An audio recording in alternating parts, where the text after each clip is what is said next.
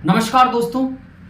लोकसभा चुनाव के 2 चरणों के वो पूर्ण हुए हैं और उनमें जो मतदान परसेंट है वो 50 से 60 के बीच में रहा है, जो कि एक बहुत ही शर्मनाक बात है उस जनता के लिए भारत देश की जो ये चाहती है कि हमें ये चाहिए वो चाहिए, लेकिन वो अपना वोट है वो नहीं डाल पाती है। दोस्तों ऐसा ही एक किस्सा आपको सुनाने वाला हूं आज का, जो बहुत ही इंपॉर्टेंट है और मुझे लगता है कि या तो आप भी उसका शिकार बने होंगे उस कारण का, या फिर आप बनने जा रहे होंगे, या आपका दोस्त मित्र जो भी कोई ना कोई तो इसका शिकार जरूर बने। तो दोस्तों मैं मेरे दोस्त की बात जो है वो सुनकर हैरान रह गया। दोस्तों जब मैंने पूछा कि आप वोट क्यों नहीं डालने जा रहे, तो उन्होंने एक बहुत ही साधारण सा उन्होंने जवाब दिया कि मैं किसी और के वोट डलवाने जा रहा हूँ। जी हाँ, मतलब वो खुद के जो वोट है वो डालने नहीं जा रहा, बल्कि जो उसका प्रिय कोई उम्मीदवार है उसके वोट डलवाने जा रहा है और अपना जो कर्तव्य है उसे भूल रहा है। और एक महत्वपूर्ण कारण यहाँ पर उभर कर सामने आता है कि कई बार हम देखते हैं कि नेताजी के पीछे पीछे आज के युवा किस कदर पागल होते जा रहे हैं।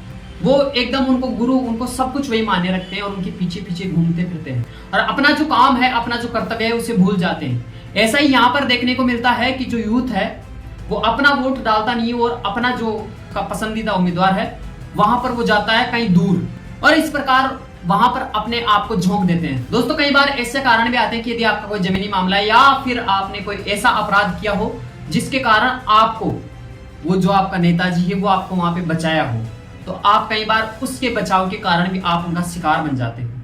दोस्तों सर्वप्रथम तो यह है कि पहली बात, अपराध ही क्यों करना। और जब आप डरते हो तो दोस्तों आपको बताना चाहूंगा कि मान लीजिए कि आपका जो उम्मीदवार है वो हार गया, तो आपका क्या होगा। दोस्तों ये भी मान लीजिए वो जीत गए, लेकिन फिर भी 5 साल बाद में आपका क्या होगा।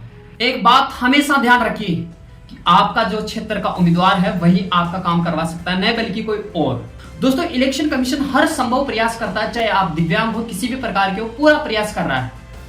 आप तो जिंदा हो, कम से कम अपना जो मूल दायित्व है उसे तो निभाइए, वरना फिर बैठे रहेंगे कुछ पाने की चाह में कि कोई कुछ दे दे, तो ऐसे कुछ मिलने वाला है नहीं।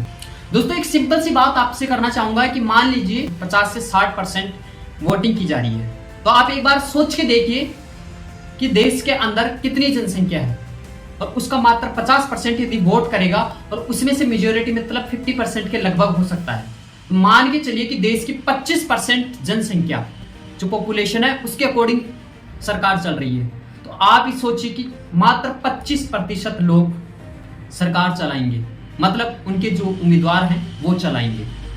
तो सोच के देखिए कि 75% के लगभग जो जनसंख्या है यदि वो वोट नहीं कर रही और 50 तो वैसे नहीं कर रहे, तो क्या होगा।